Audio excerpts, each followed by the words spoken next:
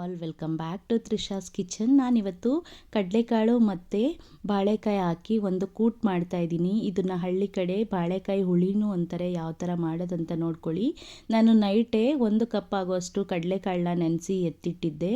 ನೋಡಿ ಯಾವ ಥರ ನೆನೆಸಿ ಎತ್ತಿಟ್ಕೋಬೇಕಂದ್ರೆ ನಾವು 8 ಅವರು 9 ಅವರು ನೆನೆಯಲೇಬೇಕು ಕಂಪಲ್ಸರಿ. ನೋಡಿ ನೆಂದಿದೆ, ಬೆಳಿಗ್ಗೆ ಆದಮೇಲೆ ನಾನು ತೆಗೆದು ನೋಡ್ತಾ ಇದ್ದೀನಿ. ಇದನ್ನು ಈ ಕೂಟನ್ನ ಈ ಹುಳಿನ ಯಾವ ಥರ ಮಾಡೋದು ಅಂತ ತೋರಿಸ್ತೀನಿ ನೋಡ್ಕೊಳ್ಳಿ. ತುಂಬ ಚೆನ್ನಾಗಿರುತ್ತೆ, ಎಲ್ಲದಕ್ಕೂ ಮ್ಯಾಚ್ ಆಗುತ್ತೆ. ಇದು ಪೂರಿ, ಚಪಾತಿ, ಅನ್ನ, ಮುದ್ದೆ ಪ್ರತಿಯೊಂದಕ್ಕೂ ಚೆನ್ನಾಗಿರುತ್ತೆ. ಕಾಳನ್ನ ಒಂದು ಕುಕ್ಕರಲ್ಲಿ ಹಾಕಿ ಸ್ವಲ್ಪ ಉಪ್ಪು ಹಾಕಿ ಅದಕ್ಕೆ ಬೇಕಾದಷ್ಟು ನೀರು ಹಾಕ್ಕೊಂಡು ಸ್ವಲ್ಪ ಎಣ್ಣೆ ಹಾಕ್ಕೊತಾ ಇದ್ದೀನಿ. ಒಂದು 5 ವಿಷಲ್ ಕೂಗಿಸ್ಕೋಬೇಕು. ಇಲ್ಲಿ 4ರಿಂದ 5 ವಿಷಲ್ ಕೂಗಿದ್ರೆ ಆಯಿತು. ಅಷ್ಟರಲ್ಲಿ ನಾನು 2 ಆಲೂಗೆಡ್ಡೆ, ಒಂದೇ ಒಂದು ಬಾಳೆಕಾಯಿ ತಗೋತಾ ಇದ್ದೀನಿ. ಕಾಳು ಜಾಸ್ತಿ ಇರೋದ್ರಿಂದ ಇದನ್ನು ಕಟ್ ಮಾಡಿ ಎತ್ತಿಟ್ಕೊತಾ ಇದ್ದೀನಿ. ಕಟ್ ಮಾಡಿ ಎತ್ತಿಟ್ಕೊಂಡಾದ್ಮೇಲೆ ನಾವು ಬಾಳೆಕಾಯಿ ಕಟ್ ಮಾಡಿ ಎತ್ತಿಟ್ಕೊಂಡು ಸ್ವಲ್ಪ ಉಪ್ಪು ಹಾಕ್ಕೋಬೇಕು, ಇಲ್ಲಾಂದರೆ ಬಾಳೆಕಾಯಿ ಕಪ್ಪಾಗಿಬಿಡುತ್ತೆ ನಾವು ಅಡುಗೆ ಮಾಡ್ಕೊಳ್ಳೋ ಅಷ್ಟರಲ್ಲಿ. ಅದಕ್ಕೋಸ್ಕರ ನಾನಿಲ್ಲಿ 1 ಕಪ್ಗೆ ಸ್ವಲ್ಪ ಹುಣಸೆಹಣ್ಣು ಹಾಕ್ಕೊಂಡು ನೀರು ಹಾಕ್ಕೊಂಡು ನೆನೆಸಿ ಎತ್ತಿಟ್ಕೊಂಡಿದ್ದೀನಿ. ಅದಾದಮೇಲೆ ಮಸಾಲೆಗೆ ಒಂದು ಪ್ಯಾನ್ ತಗೊಂಡು ಫ್ರೈ ಮಾಡ್ಕೊಳ್ಳೋಕ್ಕೆ ಎಣ್ಣೆ, ಬೆಳ್ಳುಳ್ಳಿ, ಶುಂಠಿ ಮತ್ತು ಕಟ್ ಮಾಡಿ ಇಟ್ಕೊಂಡಂಥ ಈರುಳ್ಳಿ, 3 ಹಸಿಮೆಣ್ಸಿನ್ಕಾಯಿ ಖಾರಕ್ಕೆ ಹಾಕ್ಕೋತಾ ಇದ್ದೀನಿ, ಸ್ವಲ್ಪ ಕಾಳುಮೆಣಸು, ಅದಾದಮೇಲೆ ಜೀರಿಗೆ, ಚಕ್ಕೆ 1-2 ಪೀಸು, ಲವಂಗ 1-3 ಹಾಕ್ಕೊತಾ ಇದ್ದೀನಿ. ಅದಾದಮೇಲೆ ನಾನು ಚೆನ್ನಾಗಿ ಫ್ರೈ ಮಾಡ್ಕೋತಾ ಇದ್ದೀನಿ. ಇದನ್ನು ಚೆನ್ನಾಗಿ ಸ್ವಲ್ಪ ಹೊತ್ತು ಫ್ರೈ ಆದಮೇಲೆ ನಾನು ಕಟ್ ಮಾಡಿ ಇಟ್ಕೊಂಡಿದ್ದಂಥ ಒಂದೇ ಒಂದು ಟೊಮೊಟೊ ಹಾಕ್ಕೋತಾ ಇದ್ದೀನಿ, ಸ್ವಲ್ಪ ಪುದೀನ ಸೊಪ್ಪು, ಆಮೇಲೆ ಸ್ವಲ್ಪ ಕೊತ್ತಂಬರಿ ಸೊಪ್ಪು ಹಾಕಿ ಚೆನ್ನಾಗಿ ಫ್ರೈ ಮಾಡ್ಕೊಳ್ಳೋಣ. ಚೆನ್ನಾಗಿ ಫ್ರೈ ಮಾಡ್ಕೊಂಡಾದಮೇಲೆ ನಾನು ಚೆನ್ನಾಗಿ ಬಾಡಿಸ್ಕೋಬೇಕು. ಇದು ಎಲ್ಲ ಚೆನ್ನಾಗಿ ಫ್ರೈ ಆದಮೇಲೆ ನಾನು ಸ್ವಲ್ಪ ಉರಿನ ಕಮ್ಮಿ ಮಾಡಿಕೊಂಡು ಹುರ್ಗಡ್ಲೆ ಹಾಕ್ಕೋತಾ ಇದ್ದೀನಿ, ಸ್ವಲ್ಪ ಗಸಗಸೆ ಹಾಕ್ಕೋತಿದ್ದೀನಿ. ಹುರ್ಗಡ್ಲೆ ಮತ್ತು ಗಸಗಸೆ ಏನಕ್ಕೆ ಮೇಯ್ನಾಗಿ ಹಾಕ್ಕೋಬೇಕಂದ್ರೆ ಗಟ್ಟಿ ಆಗುತ್ತೆ ಗ್ರೇವಿ. ಯಾವುದೇ ಒಂದು ಗ್ರೇವಿ ಮಾಡಬೇಕಾದ್ರೂ ಈ ಥರ ಮೆಥಡ್ ಫಾಲೋ ಮಾಡಿ, ಗಟ್ಟಿ ಆಗುತ್ತೆ. ಅದಕ್ಕೋಸ್ಕರ ಚೆನ್ನಾಗೂ ಇರುತ್ತೆ ತಿನ್ಲಿಕ್ಕೂ. ಅಷ್ಟರಲ್ಲಿ ನಾನು ಅದು ಆರಕ್ಕೆ ಬಿಟ್ಟು ಮಸಾಲೆ ಹುರ್ಕೊಂಡಿದ್ನಲ್ಲ ಅದನ್ನು ಕಾಳು ಬೆಂದಿದೆಯಾ ಇಲ್ವಾ ಅಂತ ನೋಡ್ಕೋತಾ ಇದ್ದೀನಿ. 5 ವಿಷಲ್ ಆಗಿತ್ತು, ಕಾಳು ಬೆಂದಿದೆ, ತುಂಬ ಚೆನ್ನಾಗಿ ಬೆಂದಿದೆ ಕಾಳು. ನೋಡಿ ಯಾವ ಥರ ಬೆಂದಿದೆ ಅಂತ ತೋರಿಸ್ತೀನಿ.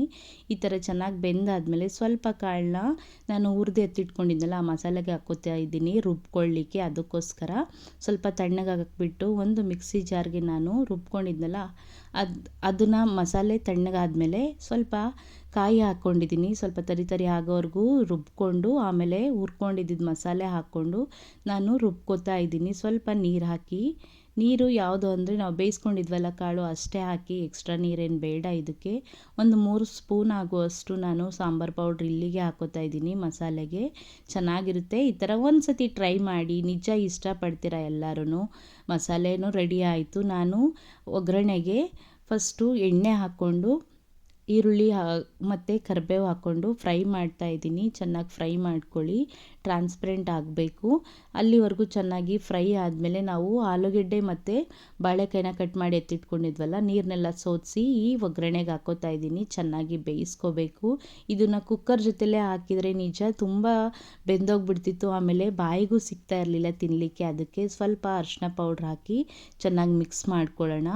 ಮಿಕ್ಸ್ ಆದಮೇಲೆ ನಾವು ಇದೇ ಥರ ಹಸಿ ವಾಸನೆ ಹೋಗಬೇಕು, ಬಾಳೆಕಾಯಿ ಮತ್ತು ಆಲೂಗೆಡ್ಡೆ ಹಸಿ ವಾಸನೆ ಹೋಗಬೇಕು. ಅದಕ್ಕೆ ಸ್ವಲ್ಪ ಎಣ್ಣೆ ಹಾಕಿ ಚೆನ್ನಾಗಿ ಫ್ರೈ ಮಾಡ್ಕೋತಾ ಇದ್ದೀನಿ. ಅದಾದಮೇಲೆ ಇದಕ್ಕೆ ರುಬ್ಬಿ ಎತ್ತಿಟ್ಕೊಂಡಿದ್ವಲ್ಲ ಮಸಾಲೆ ಹಾಕ್ಕೋತಾ ಇದ್ದೀನಿ. ಮಸಾಲೆ ಹಾಕಿದ್ಮೇಲೆ ನಾವು ಹಸಿ ವಾಸನೆ ಹೋಗೋವರೆಗೂ ಚೆನ್ನಾಗಿ ಹುರ್ಕೋಬೇಕು. ಆಲ್ರೆಡಿ ಮಸಾಲೆನೇ ಹುರಿದೇ ಹಾಕೋದ್ರಿಂದ ಅಷ್ಟು ಟೈಮ್ ತಗೊಳ್ಳಲ್ಲ, ಅದಕ್ಕೋಸ್ಕರ ಚೆನ್ನಾಗಿ ಹುರ್ಕೋಬೇಕು. ಅದು ಚೆನ್ನಾಗಿ ಹುರ್ಕೊಂಡಾದ್ಮೇಲೆ ನಾವು ಕಾಳಿಗೆ ಹುಳಿ ನೆನೆಸಿಟ್ಕೊಂಡಿದ್ವಲ್ಲ ಹುಣಸೆ ಹುಳಿ ಅದು ಹಾಕ್ಕೊಂಡು ಈ ಕಾಳನ್ನ ಮಸಾಲೆ ಹುರ್ಕೊಂಡಿದ್ದು ಮತ್ತೆ ಇನ್ನೂ 1 ವಿಷಲ್ ಕೂಗಿಸ್ಕೋಬೇಕು. ಅದಕ್ಕೆ ಕುಕ್ಕರ್ಗೆ ಹಾಕ್ಕೊಂಡು ಮಿಕ್ಸ್ ಮಾಡ್ಕೊಂಡಿದ್ದೀನಿ. ನೋಡಿ ಯಾವ ಥರ ಗ್ರೇವಿ ರೆಡಿಯಾಗಿದೆ ಅಂತ. ಇದೇ ಥರ ಇನ್ನೂ 1 ವಿಷಲ್ ಕೂಗಿಸ್ಕೊಂಡ್ರೆ ಸಾಕಷ್ಟೇ. ಇದೆಲ್ಲ ಮಿಕ್ಸ್ ಆದಮೇಲೆ ತುಂಬ ಟೇಸ್ಟಿಯಾಗಿತ್ತು, ಚೆನ್ನಾಗಿತ್ತು. ನಾನು ಇವತ್ತು ಚಪಾತಿ ಒಟ್ಟಿಗೆ ಸರ್ವ್ ಮಾಡ್ಕೊಂಡು ತಿಂದೆ. ನೋಡಿ ಯಾವ ಥರ ಚೆನ್ನಾಗಿ ಕಾಣಿಸ್ತಿದೆ ಅಲ್ವಾ. ಟೇಸ್ಟಾಗೂ ಇತ್ತು. ಘಮ ಮಾತ್ರ ತುಂಬ ಚೆನ್ನಾಗಿತ್ತು. ಇದೇ ಥರ ಒಂದು ಸತಿ ಬಾಳೆಕಾಯಿ ನಿಮ್ಮ ಮನೇಲಿ ತಂದರೆ ಮಾಡ್ಕೊಂಡು ತಿನ್ನಿ. ಅದ್ರ ಜೊತೆ ಎಲ್ಲ ಕೂಡ ಮ್ಯಾಚ್ ಆಗುತ್ತೆ. ಮೊದಲೆಲ್ಲ ನಾವು ಹಳ್ಳಿ ಕಡೆ ಇದನ್ನು ಹುಳಿ ಅಂತಿದ್ವಿ, ಬಾಳೆಕಾಯಿ ಹುಳಿ ಅಂತ. ಈಗ ನಾವು ಗ್ರೇವಿ ಅನ್ನೋದಕ್ಕೆ ಬಂದುಬಿಟ್ಟಿದ್ದೀವಿ. ನೋಡಿ ಎಷ್ಟು ಚೆನ್ನಾಗಿ ಕಾಣಿಸ್ತಿದೆ. ನಾನು ಇವತ್ತು ಚಪಾತಿ ಹೊಟ್ಟಿಗೆ ಸರ್ವ್ ಮಾಡ್ಕೋತಾ ಇದ್ದೀನಿ. ಇನ್ನೂ ಯಾರು ನನ್ನ ಚಾನಲ್ಗೆ ಸಬ್ಸ್ಕ್ರೈಬ್ ಮಾಡಿಲ್ಲ ಅಂದರೆ ಪ್ಲೀಸ್ ಒಂದು ಸಬ್ಸ್ಕ್ರೈಬ್ ಮಾಡ್ಕೊಂಡು ನೋಡಿ.